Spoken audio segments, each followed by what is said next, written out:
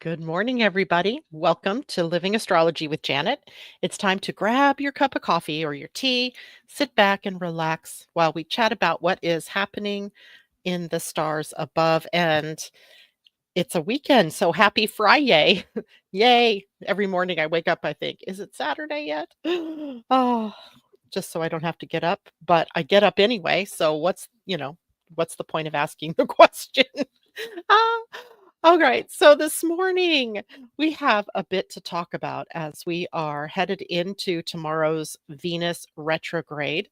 And of course, that begins this process of planets that throughout the month of March, by the way, today being the last day of February. So, throughout the month of March, planets are going to move into the sign of Aries. So, I thought what we would do this morning is start with a kind of conversation around, well, what is Aries, right? What is Aries? What's the high side of Aries?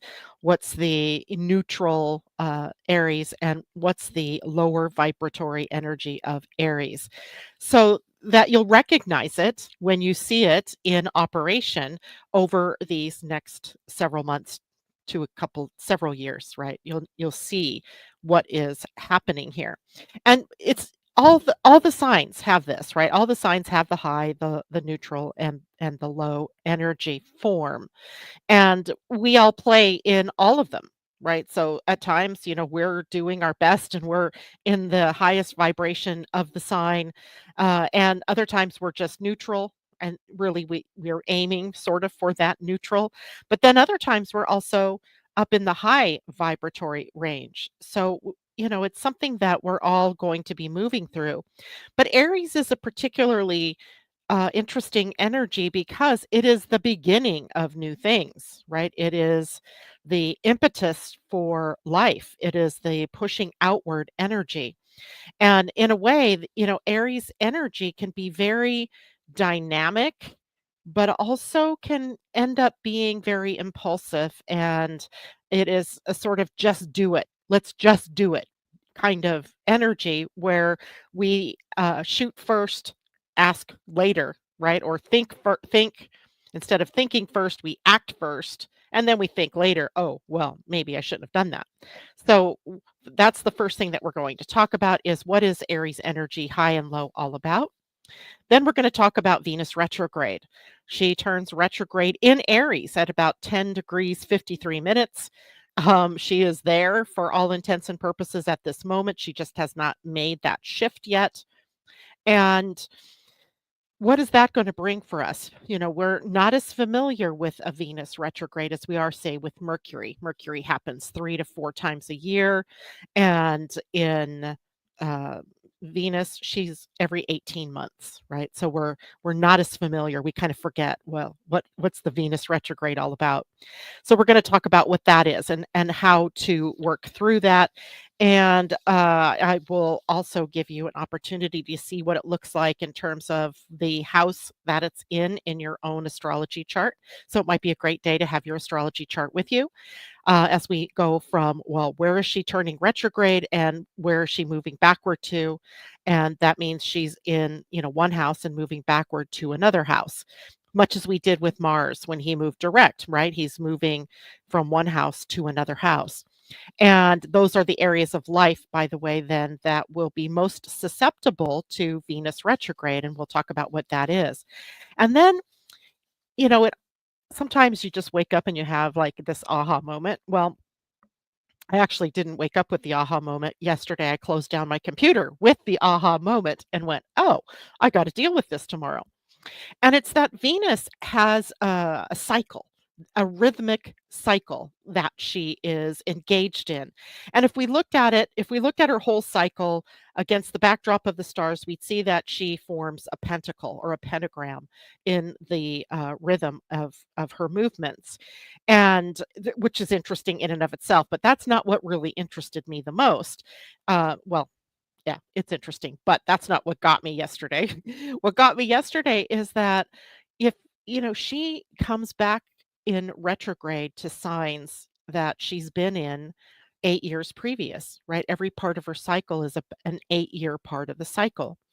So if we look back 8 years ago, so 2025, right now. She is going retrograde from Aries back to Pisces.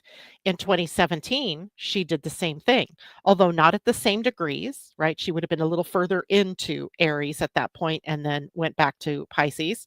And also in 2009, right? If we go back.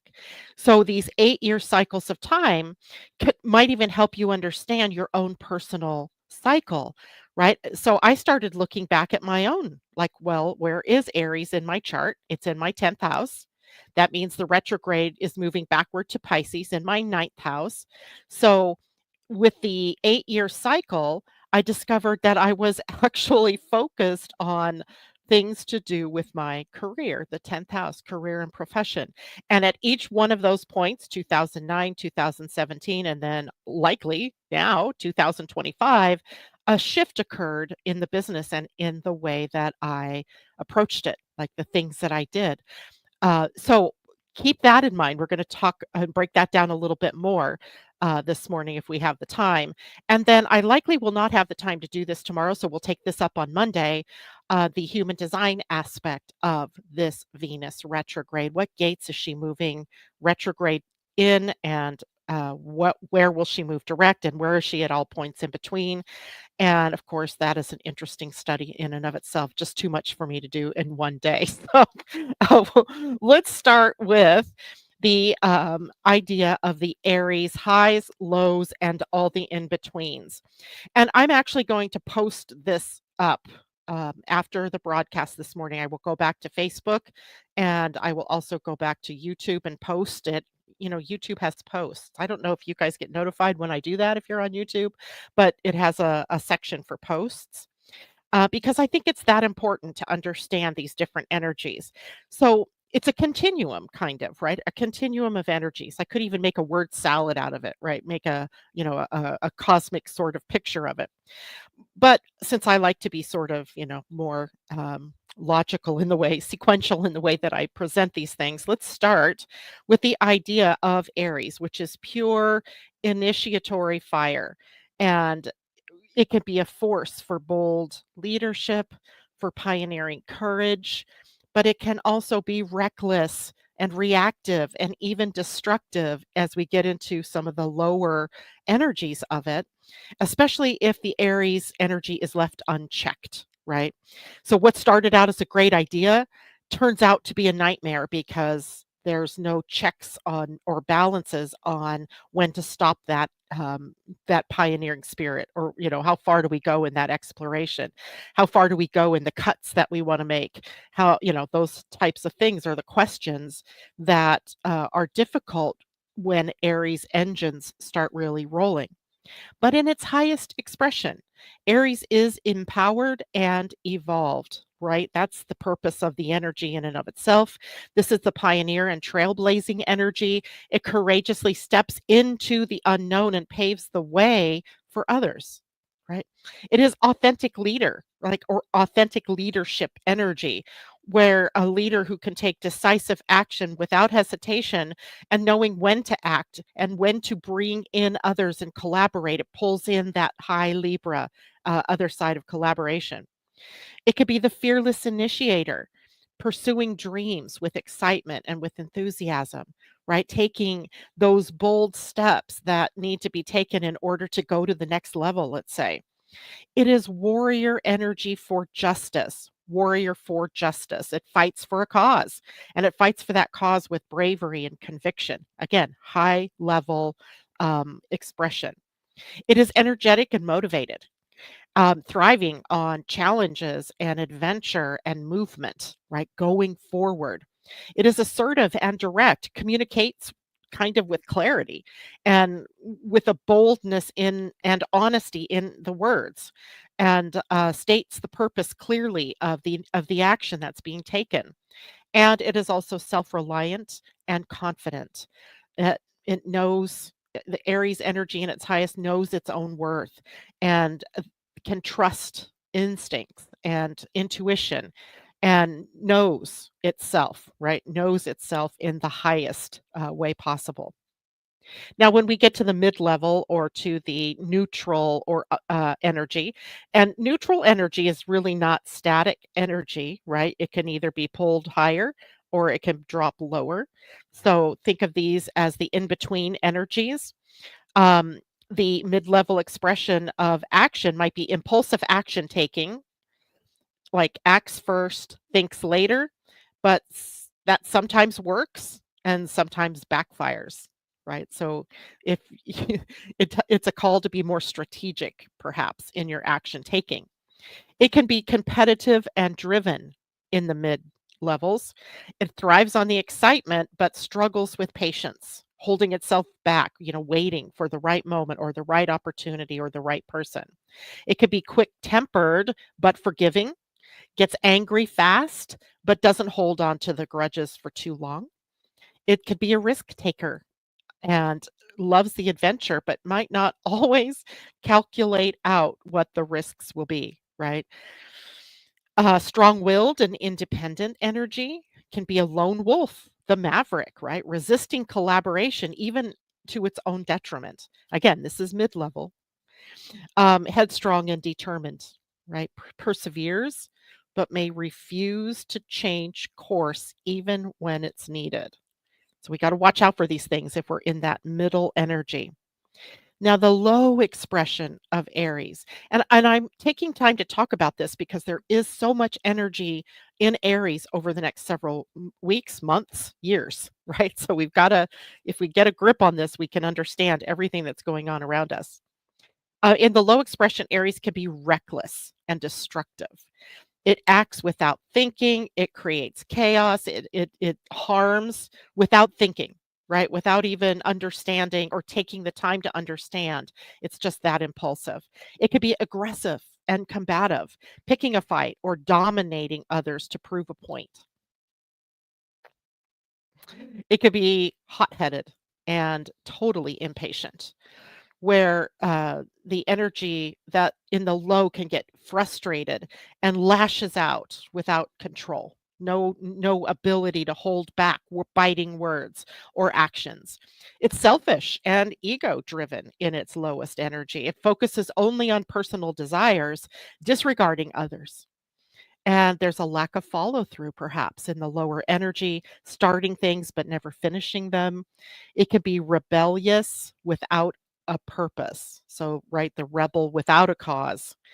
And this is defying authority simply for the sake of resistance, breaking down things just because you can, destroying other people's lives just because you can, and it is this very negative energy of the just do it, right? If I get the idea and I don't have any breaks, I just do it. And that can lead to overconfidence and arrogance in the lower extreme of this energy, assuming you're always right or dismissing other viewpoints, other people's viewpoints, other people's opinions. And then it can become destructive anger, where rage spirals into vengeance and revenge or harm to others. Now, that's the bigger picture of the energetic continuum, let's say, of Aries energy from the highest to the middle to the lowest. And if we look at Aries energy in the current global climate, we can see that as this energy of Aries intensifies over the next months, we could see both the warrior and the warlord type of energy or archetypes at play in the world.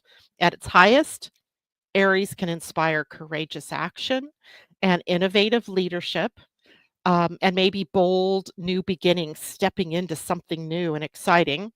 At its lowest, it can escalate conflicts. It can drive impulsive decisions and create a sort of battle mentality, right? Rather than a peaceful mentality, there's this edge. I'm always ready to go to war. I've always got my sword out. And so the key to the energy signatures for the next several months are going to be about channeling the energy of Aries with awareness. Really, what am I doing and why? And who is going to be impacted by those actions? So instead of letting that Aries energy explode outward, use it strategically and purposefully. So this is a time to act with wisdom. This is what we're learning. This is the evolution that we're moving into, not just with raw instinct, right? Not with just the I can, so I will. So we have to be very watchful. And I see it all over in the world right now, right? People who just get it in their head that it's okay to act in this way. They don't think about the impact of what the rest of the people might experience because of their actions. And if this is in our leaders, which it is, then it can become a very dangerous game that we're playing. So it really calls upon each of us to hold the space of the higher energy of Aries. So there we go. All right.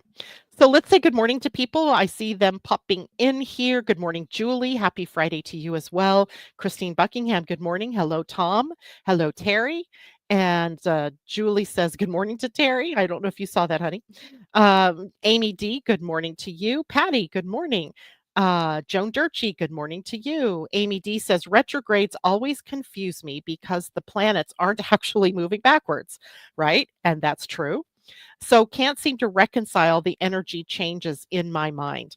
So when you think about when you're driving on and you're passing a slower vehicle, that's kind of what happens, with um, a retrograde planet, right? It means that Earth has passed that planet and the other planet appears to have slowed down.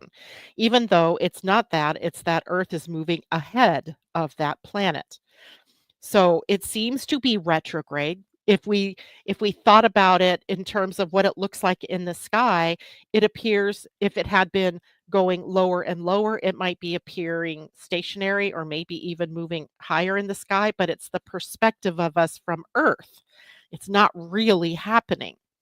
But as above, so below. So if we have a planet that appears to be slowing down, even though it's not, and appears to be moving backward, even though it's not, it means for us that we're moving instead of the energy being outwardly focused, it becomes inwardly focused. So it's a dynamic energy. It really isn't something that's happening in reality, right? So um, it's something for us to be aware of and to note how the energy shifts, but it isn't literally going backwards. All right. None of the planets who go backwards are backwards. Good morning to Jolie. I hope that answers your question, Amy. And Gayla, I'm a typical Aries, sun in the sixth house. Awesome. We are childish, but fear nothing. I am soon 54 on the wiser and calmer end of that spectrum, but it's hard to manage all of it. Well, and we would never start anything new without Aries. Right? Aries energy is the prompt to move forward or to, expand outward in a very dynamic way, but it is immature energy. And what I mean by that is it's not fully strategic yet. If this were, Capricorn has wisdom. It's gained through the cycle of time. Aries is such young, youthful, exuberant energy, it pushes outward. But as we are becoming wiser beings, and more capable of handling the energies, we can be more circumspect about how we use that Aries energy in our lives or in the world. And you're right, Christine. Elon Musk exemplifies that lower aspect, right? I want, I get. I have billions. I use them, for what I want to my ends, not necessarily in a way. He's not thinking about what elevates all of us. It's what elevates him, what makes him more money. And I don't know if he's an Aries. I haven't really looked at his chart very closely, and I probably should do that one of these days.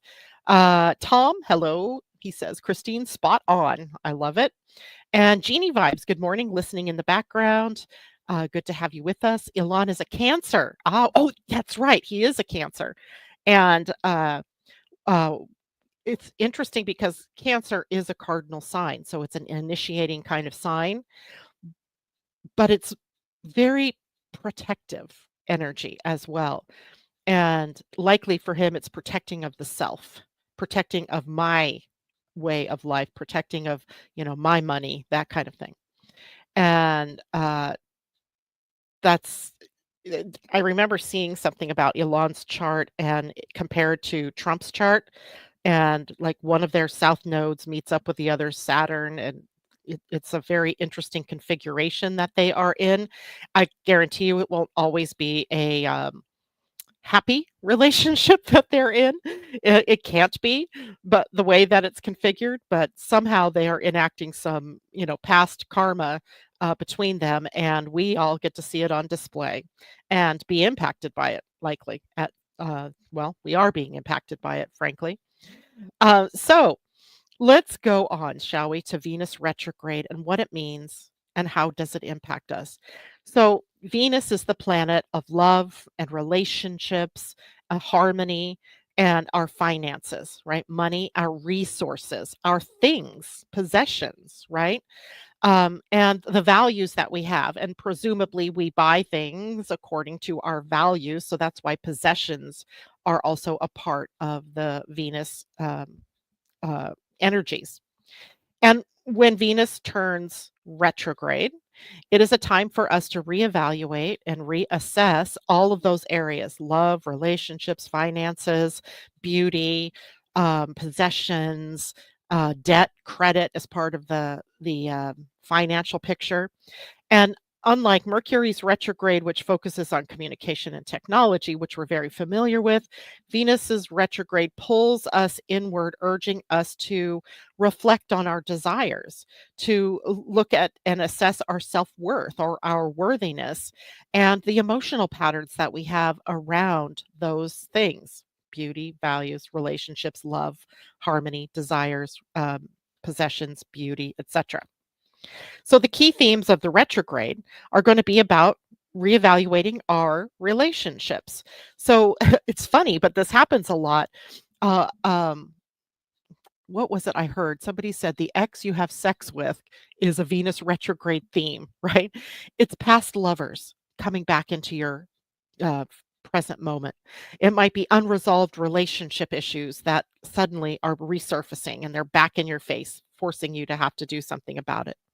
There could be this financial reflection where you're taking in your spending habits, your savings, your income, your self worth is all, a part of that. And things around money become more focused for you or come into focus as Venus is the ruler of the economy as well. So there could be this economic turnaround that we have, or an economic downturn that we have. For example, inflation that we thought was sort of getting better, was supposedly going to get better, kind of reestablishing itself as a problem in the bigger economy. So, also self worth and value alignment. Do you honor yourself in love and in finances? Are your stated values the way that you are living, right? Do you state one thing and live another way? Which will be very obvious during a Venus retrograde, where you have to come back into alignment with your um, values. And beauty and aesthetic changes, not the best time. I think we talked about this the other day on Wednesday. Not the best time for drastic makeovers, right? This isn't the time to go to a new do. And yet, I mean, we could still get our hair cut or, still do our usual beauty regimen, but just don't go drastic. Don't try pink hair if you've always had blonde hair, kind of thing, right? Don't do something weird like that. Don't have any major beauty procedures like cosmetic surgery, because it will not usually turn out the way that you think it's going to turn out, right? There are a few uh, actors and actresses out there who you look at their faces now and you're like, whoa, what happened? Right? Maybe cosmetic surgery under a Venus retrograde. And also big purchases. This is not a time to go out and buy a car. I just had a conversation with a friend this morning whose husband's going out today to buy a car. And I'm like, ooh, if you're going to do it, better to wait until April. But if he's going to do it today, that's better than waiting until tomorrow to buy the car, because we just, it's real easy not to see value correctly during a retrograde, especially a Venus retrograde. So that car, in fact, I have a story from a friend who had a friend who wanted a BMW. She just loved that car, and she wanted this car. She found one in a price range she could afford, but Venus was retrograde. She bought the car, and on the way home, it broke down, and it needed something like, I don't know, $2,500 worth of work, and it was a nightmare, right? The car turned out to be a lemon. So buying big ticket items in a Venus retrograde, you have to know that it likely isn't going to be what it was sold to you as. So you have to do more if you're going to do a sale that on something big, you're going to have to do your due diligence and really look it over before you take it off the lot or before you bring it home. It could also be a creative time or a creative review time for all of us. Maybe refining our artistic projects or our businesses or, any of the creative ways that we express ourselves in the world, right? Not necessarily coming up with a new thing to do during this period of time. You might think of something new, but need to be more strategic in how you implement that project.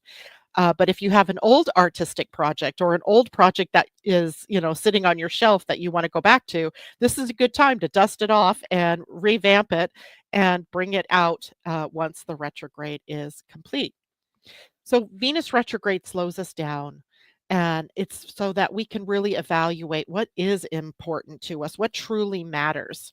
So it's a time for inner work, but not impulsive decision making, especially in love, money, or beauty, in the aesthetics of life. So Venus retrograde cycle starts in Aries at about 10 degrees 53 minutes or so, and is moving backward into Pisces.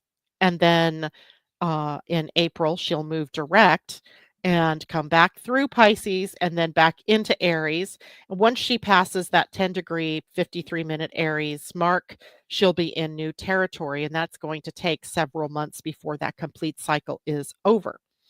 But, this is an especially potent time for us while she is in retrograde for self identity. Who are you or who am I? Right? What do I love? What do I desire? And where am I focused on what I'm passionate about? It's also a great time for healing love, healing in relationships, healing in your finances, all of those things that Venus rules. It's a great time for healing there as well. So Venus stations retrograde on March 1st for most of our time zones. It'll be March 2nd for some of you that are in Europe or further beyond that. And she is retrograde until April 12th. So we can expect, by April 12th, she turns direct and will begin moving forward again through Pisces and then eventually back to Aries. So this is what her path looks like. And I do this so that you guys can take a look at your own charts and look for the symbol of Aries, right? The ram's head. And this is the planet Venus. Right now she's at 1048. So she's just a couple of minutes away from being in her retrograde position. And she'll retrograde backward to 23.57, I think it is, of Pisces, and then turn direct and move forward. So this is what Pisces looks like in the chart, and this is what Aries looks like.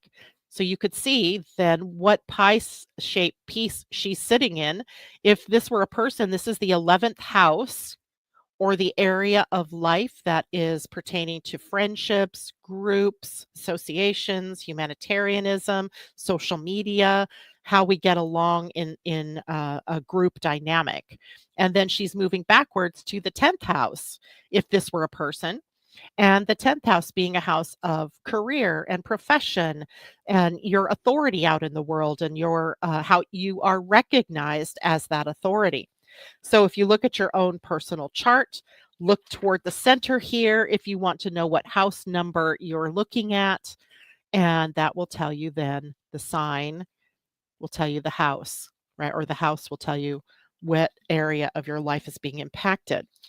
And, there are two areas that will be impacted over time, right? So when we're looking at those retrogrades, be sure to think about those two areas of your life because they're kind of going hand in hand with more than just Venus retrograde, because Mercury will also do the same dance through these same two signs just about a week or 2 weeks later, right? He'll start his retrograde, then conjunct Venus, and then they will end their retrogrades, pretty much right one after the other.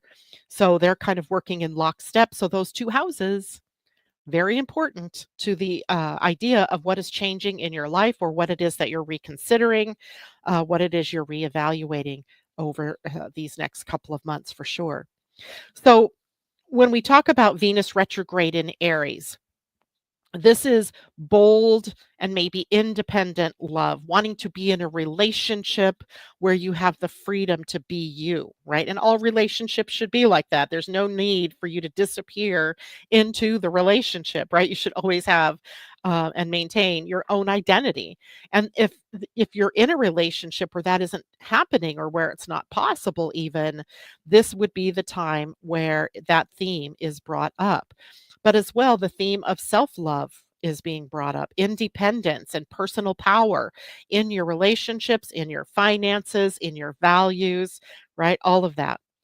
So you may start to feel a push and a pull in your life somewhere, where maybe between wanting passion and excitement and freedom, but yet not quite knowing how to generate that in your own life, or how to connect to that, how to keep emotional connection, which is what usually drives us to stay in a relationship, because we're afraid, to get out of that relationship, and your own personal needs. So this is a balancing act in Aries that you'll have to look at.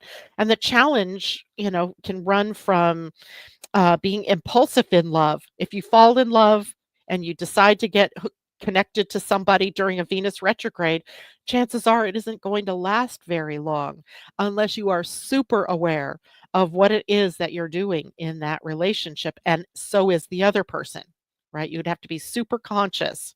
So usually we say during a Venus retrograde, yep, dally and play, but wait until after the retrograde and you see that person clearly before you decide to jump in and get married or hook up forever, right? Be careful of that. Also, there are ego clashes with Aries Venus retrograde, and a need for personal space. Perhaps that could be a challenge where you feel like you have no space, no time to yourself. And you, being the creator, would need to create that space and that time for yourself. So, the lesson of Venus retrograde in the Aries part of it is about how do you assert your desires in your relationships without losing yourself? Or how do you assert yourself in a way financially that allows you to go with the flow and to withstand the ebbs and the flows of and the uncertainty of economies and so forth? Now, when she retrogrades back into Pisces, we have a different energy. Right. Pisces is emotional, it is sensitive, it is spiritual energy. So now we might be talking more about the emotional bond and the spiritual bond that we have with others. And the focus will shift from that fiery, self assertive energy to more of an emotional healing, forgiveness, and surrender energy. Right. And of course, Venus has already been through Pisces, forward. So we've experienced somewhat that energy already. Now we're just going to be able to reevaluate it. So, what to expect? Well, past emotions coming up, old wounds, unresolved love stories, any unresolved core wound energy might be up in your face. This is somewhat victim energy too. When it's retrograde, we get to look back and see where our fears, our blocks, our limitations are, and process through that so that we can release that old baggage, that old story, and move on gracefully with a new story, right? That's the whole purpose of that. The challenge, though, might be illusions. We have illusions. We have this ideal that we are always expecting the way that it's going to turn out is going to be along the ideals rather than being real about it and knowing that you also have to take real steps in your life to get to where you want to be. There's a sense of nostalgia that comes up, yearning for the past, the old days, the good old days. And there's a tendency to idealize the past, right? Wasn't it better before we had AI? Wasn't it better before we had computers? And wasn't it better before we had phones, right? Where everybody's attached to their cellular device. So yearning and longing for the past and our older values, right? The things of the past. And that happens with all the retrogrades, by the way, not just Venus. But it comes up really strongly when you're retrograding backward to a water sign. The lesson is about what emotional patterns need closure. What do you have to leave in the past? Oh my God. Can you release expectations and embrace unconditional love?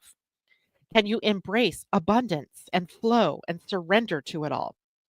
And the back and forth motion between Pisces and Aries, Aries to Pisces, asks us to balance themes of independence and especially kind of that Aries independence with emotional connection, the Piscean piece of all of that.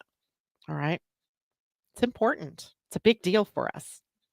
All right. Hello, Asa.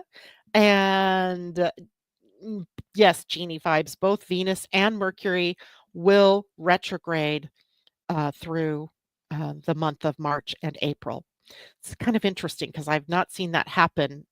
I can't even remember the last time that might have happened, but it does happen. And I'm sure it happens with regularity, just not so much that we see it all the time. Tom, Venus 28 Aries. So yes, your Venus return will be delayed, obviously, because she only gets to 10 degrees of Aries and then she goes backward. So into Pisces, and then she'll have to recover the ground, gain the speed. She'll be back to 10 Aries. And then somewhat maybe June, she will be in the later degrees of Aries for you. So that's when you'll have your Venus return. And let's see, anything else I missed? Good morning, Narges. It's good to have you with us. Anyway, I'm not sure I'm missing any other questions, but if I did, because I sometimes don't see things quickly, please ask it again for me. And now let's go on to Venus retrograde through the houses. I'm going to break it down how Venus retrograde impacts you based on where it falls in your astrology chart.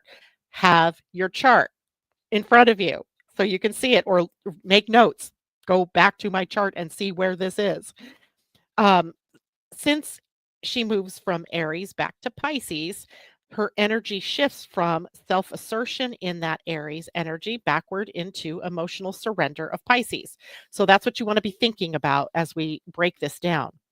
So if Venus is retrograding in Aries in your first house, that means she is going to retrograde backward into your 12th house, right? And the first house Aries focus is on self image, on personal identity, how you express love, how you view yourself in terms of self worth and worthiness. If it moves back into or when it moves back into your 12th house Pisces, it'll be about reflection. It'll be looking back at your past life love wounds or earlier life love wounds, your subconscious fears about bonding and being in relationship, and maybe even apply some spiritual healing to your relationships. Your primary lesson, if it's moving from the first house back to the 12th house, is going to be about how your past emotional patterns shape your self worth today, right? Going backward to look forward. Now, if Venus is retrograde in your second house and is retrograding backward to your first house, the second house focuses on money and self worth, your possessions, and your personal values. And as the planet Venus retrogrades back to your first house, it brings back the reflection of rebuilding your confidence, maybe rebuilding and redefining your personality, who you want to be, what are your priorities, what is your identity. So, the lesson for you, if that is the case, is how to balance financial security with emotional fulfillment, right? You got to have both are being focused on. If Venus is retrograde in your third house, Aries, moving back to the second house in Pisces, the focus then is on communication and learning and social connections in the Aries part, right? Being bold, being more conversational, maybe learning to strike up a new social media um, presence, that type of thing. And if it's moving back to your second house, you're reflecting and revisiting your financial decisions. Maybe even, looking at your budgets and your financial condition and what do you want to change about that. It might even be understanding how, from a low sense of self worth, you've maybe made decisions. And now is your opportunity to process through that and elevate your self worth and your confidence. So the lesson is all about, are your values and communication in alignment? What, or do I need to tweak that somewhat?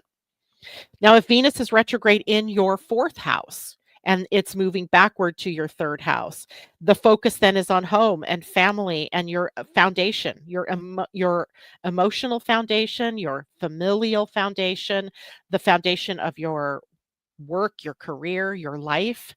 And as she is moving backward into Pisces, or into the third house Pisces, it'll be about healing some, possibly sibling relationships, or healing your inner child wounds.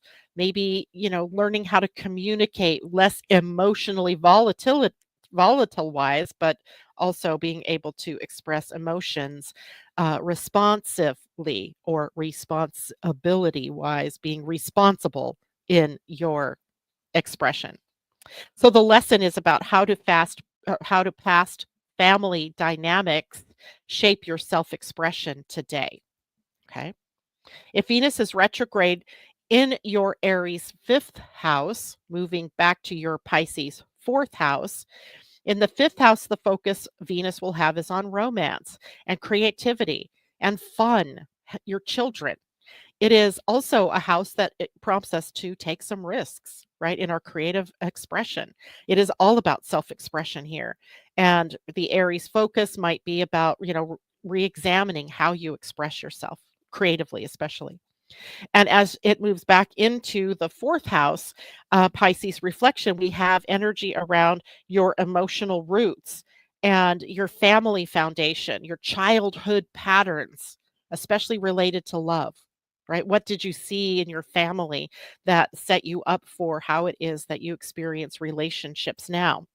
So the lesson is really about, how do early experiences shape your reality and your ability to enjoy romance and love, right? And creativity, right? If Venus is retrograde from your sixth house back to your fifth house, now the sixth house focuses on work and health and your daily habits, the environment that you are in. And do you discover that your environment is toxic to your going forward in your work life? Do you discover that you have kind of a need to purify your body in terms of health and wellness, or even the natural rhythms and cycles in which you live, are they needing some revamping? And as Venus moves backward to the fifth house, then the reflection would be about creativity and romance and inner joy, right? That inner light that shines with love. The lesson would be, are you prioritizing pleasure and passion alongside responsibility, or are you all work and no play, right? Or are you all play and no work, which is usually not exactly the way it works. It's usually someone being all work and no play, and that is your opportunity to revamp that. Now, if Venus is retrograde in your Aries seventh house, moving back to the sixth house, then the seventh house focus is on relationships, partnerships, marriage, business partnerships, and also somewhat our agreements and contracts that we have, engaged in, and gives us this, huge opportunity to reevaluate those contracts and those relationships. And as Venus then swings backward into the sixth house, we go back to the idea of emotional balance in your day-to-day life, in your daily routines, and your work partnerships, perhaps, right? And the work environment, the partnership you have with your environment at work. Is it good for you? Is it not? Right? Reevaluating. Maybe a time to start to beautify your work environment too. Now, if Venus is retrograde in your Aries 8th house, and it'll be moving backward to the 7th house, the 8th house is all about intimacy and trust and shared resources, shared money, like the income that would come from a spouse or a partner, or from the government, or from tax credits, or from inheritances, things like that, and getting an opportunity then to take a look at the shared financial picture that you are in. And that moves back then to Pisces 7th house, where it's your relationship commitments, boundaries, and emotional security. And do the agreements and contracts that you've made within your partnership support your being able to share your resources with others? So the lesson is, are you sharing power, resources fairly in your close relationships, or is it one sided, right? If Venus is retrograde in your 9th house, moving backward to Pisces in your 8th house, this will be about your beliefs and spirituality, travel, maybe higher education. Maybe you're reevaluating your beliefs, right? And why you believe what you believe, maybe updating your philosophy of life type of thing. And of course, that energy then goes back to Pisces in the 8th house, where there's deep transformation potential, emotional intimacy needing to be worked through, financial shifts in your life. So, the deep lesson here would be about how your beliefs shape your ability to trust and transform your life. And how do your beliefs shape your reality? Ooh, big one.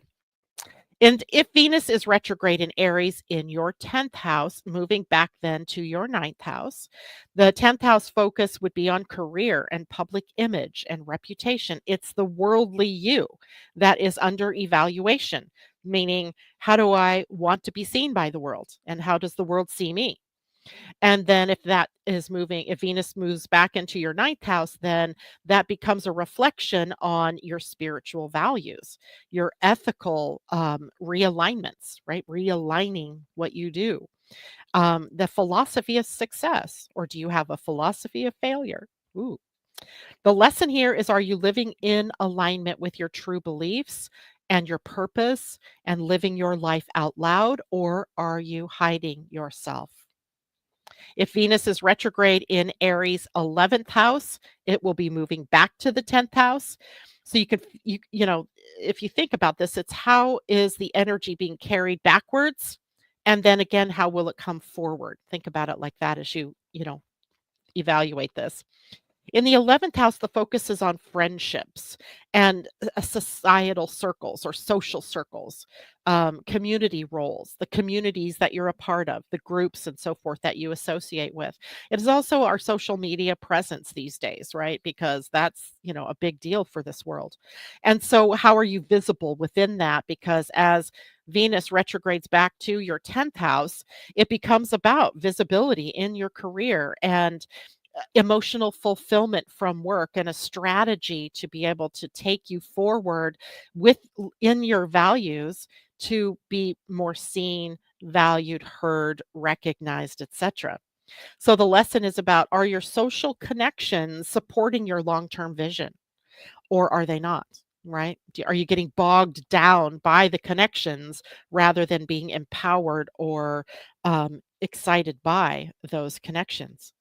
And if Venus is retrograde in Aries 12th house, moving backward to the 11th house in Pisces, the 12th house focus is really about spirituality and subconscious patterns that are running the show, running your life, as it were, and inner healing that you can get from this.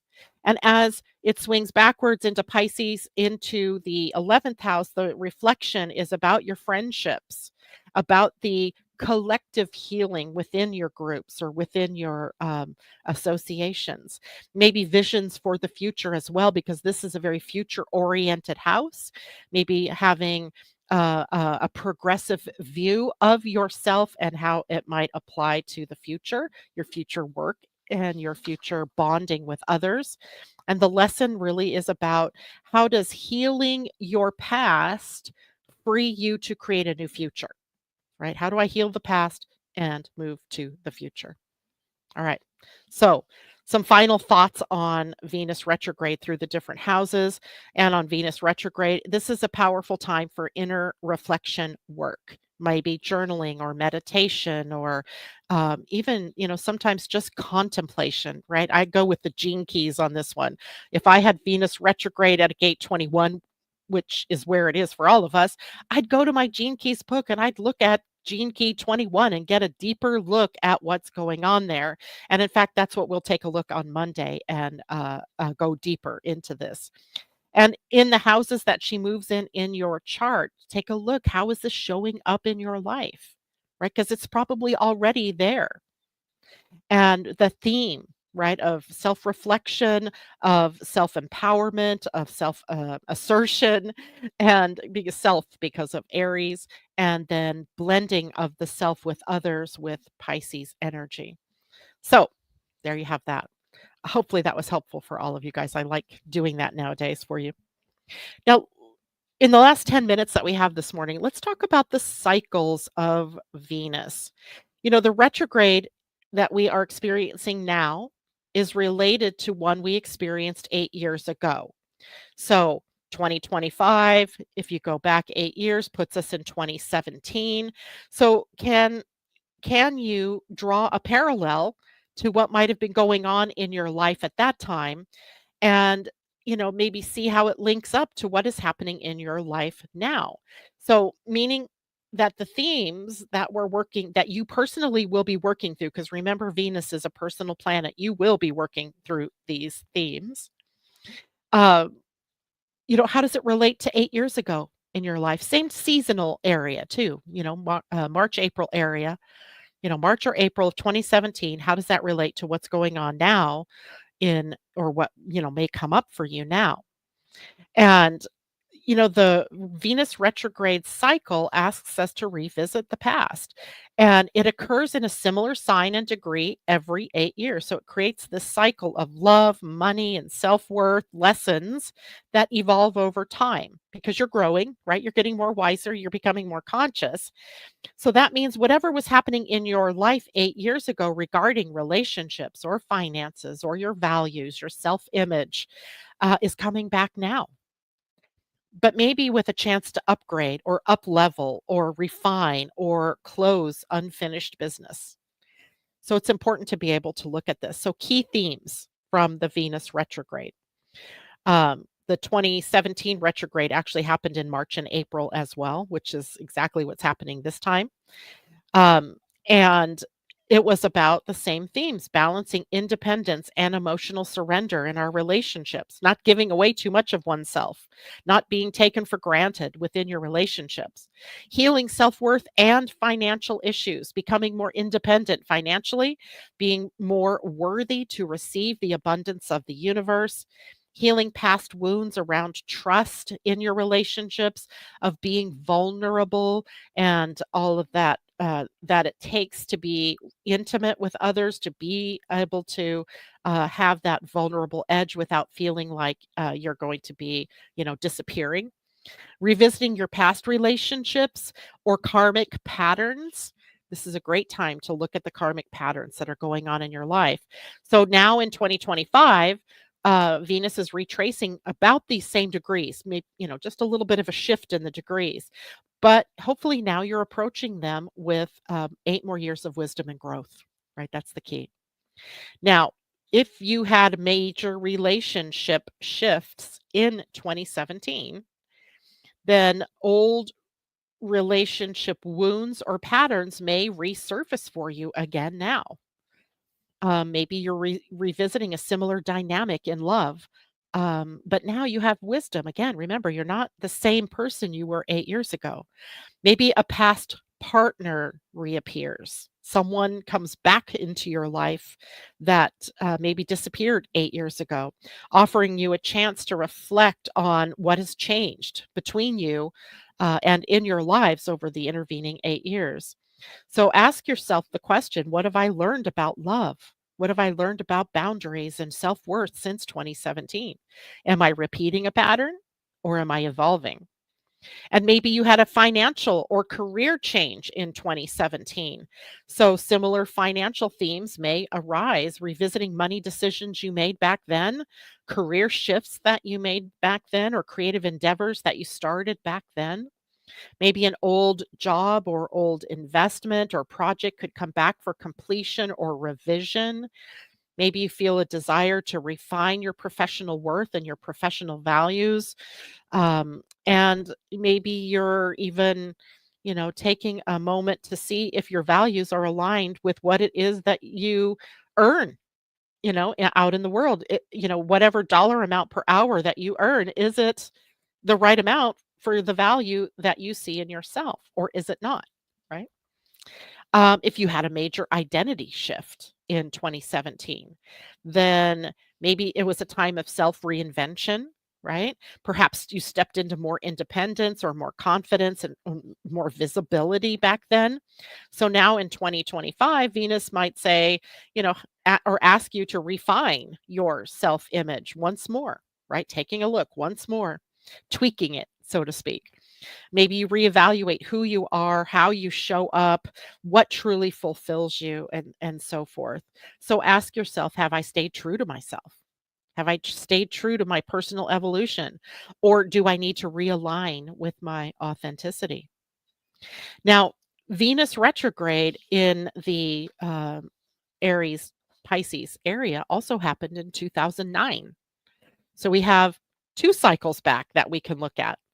And I did this for myself, last evening as I was thinking about this, and I looked at the theme because for me it's moving from the 10th house back to the ninth house.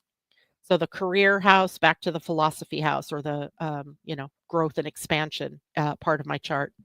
In 2009, I quit my job as an astrologer. I quit my business because I thought I must not be very good because I wasn't making all that much money in the business. So I decided, oh, well, you were so successful when you worked for other people. Maybe that's what you need to do. So I literally pushed myself into a job that I worked for all of 3 months because I hated it. I spent the days at lunch in my car crying because I hated that job. It was T-Mobile. It's not T-Mobile that was the problem. It was the job itself and the fact that I wasn't my own boss, and I have an Aries midheaven. Hello, being your own boss is the thing. So I ended up quitting that job and going back, being re-energized during that retrograde, being reoriented toward being my own boss and my growing my business and doing it my way, right? Independence. And then fast forward to 2017, that theme came up yet again as I figured out a way to create, a more consistent income. And then who knows what's going to happen here in 2025. I'm not yet there, but I will bet you the same theme comes up then or now. So take a look at your life, right? What area of the chart is it happening in? Look back to those 2 years, 2017, 2009, and see where you might be being, evolved during this period of time. So let me look back, see how people are doing here. Any questions? Yes, you're most welcome. Kelly Blau, I am so glad to be able to learn from you. Oh, you're most welcome. It's invaluable information and so fun to begin to understand, and the thing about it is it takes time to understand all of this stuff. Right? This is why having your own chart, even if it all looks like Greek to you, is a good thing. And I noticed this morning, so I must be getting through to all of you because I noticed this morning I have like 8 chart requests that I've got to go back and do. So if you requested a chart yesterday or yesterday evening, I will try to get to those later in the afternoon today because I've got a packed day. Soul Strategy, Nargis, you're very welcome. Tom at Living Astrology, I'm glad that you quit that job at T-Mobile. If you only knew the journey. I mean, this was before I knew human design. So back in 2009, I hadn't yet heard about human design. I was just practicing regular astrology, and I did exactly counter to my human design at that time. So it was an interesting lesson to learn. All right, guys, let's draw a card, shall we? Let's see. What do we need? I'm like overwhelmed with the number of card decks I have. I did get a new card deck this week. A Healing the Inner Child Oracle by Nina, yeah, Mongendre. And let's do this one since we haven't yet played with this deck. And, doesn't all of this lead us to our inner child and some of the wounds that we got living, with parents or in a different culture? Um, and those things are what are being asked for healing in retrograde planets. And, we didn't even talk about, Mercury. So here we go. I got the card number 42, which is a 6. It's called Protection. And this is what the deck looks like. Very artsy. So let's see. I have no clue what this card means. I can't even tell you. So 42. Oh boy, there's a lot to read here. So hang here with me. In cultures that do not ascribe to the belief that we were kicked out of the Garden of Eden, the message given to the youth is that they are stewards of this bountiful earth. We do not have to stand orphaned because our human parents have failed us. Nature is within us and all around us, providing and nourishing us always. Looking back at your life so far, can you see how the challenging moments have given you more compassion? Our wounds make us human. Of course, none of us like to be in pain, and our nature as humans is to avoid suffering. Understandably, we often feel anger and grief when we recall our encounter challenging moments. We invite you to recognize these moments, to give them a place and allow them to be integrated as a part of who you are today. Engaging with a wound and seeing it transform into an ally will take you on the journey of healing faster than anything else. The wound is the piece of coal that surrounds the diamond of our essence. The wound is neither good nor bad. It is your teacher, your friend, and it leads you straight to the realization of the perfection of all that is. What if we are always held in the lap of a loving universe? This card invites us to reclaim the right to be held and urges us to lean back into the unfailing support in each moment. And then inner child. Your inner child never left the magic and wonder of childhood. Even while traversing pain and trauma, children have access to the soul realm, the mythical and imaginary world. What brought you wonder as a child? Did you have imaginary friends? Could you dialogue with the birds or the trees? Close your eyes and reconnect with this wondrous world that still lives within you. All it takes is the desire to open your eyes to the magic all around. Say out loud to your inner child, "It brings me joy to see the world through your eyes." And here's the journey. Sit in a seat that offers support for your spine and lean back. Imagine yourself as one of the children in this image, held by the loving hands of the universe. Children in this image. There are children in the image. Okay? Um, Allow time for your body to experience the sensations that arise as you feel gravity holding you. Imagine roots extending out from the soles of your feet and the back of your body into the earth, down beneath the floor, through the foundation of the building, into the soil, and deeper until they reach the core of the planet. With each inhale, draw in nourishment through these roots. Receive vitality, support, trust, and anything else you need as you breathe in. With each exhale, release tension, stress, and fear through the roots and into the earth. Continue for as long as you'd like. Well, that is an interesting deck. I kind of like it. Next time I need to leave more time if I'm going to use this deck. All right, everybody. Protection, card number 42. Thank you all for joining me this morning. Remember, on Monday, we will start to go over the human design aspects of Venus in retrograde. See you then.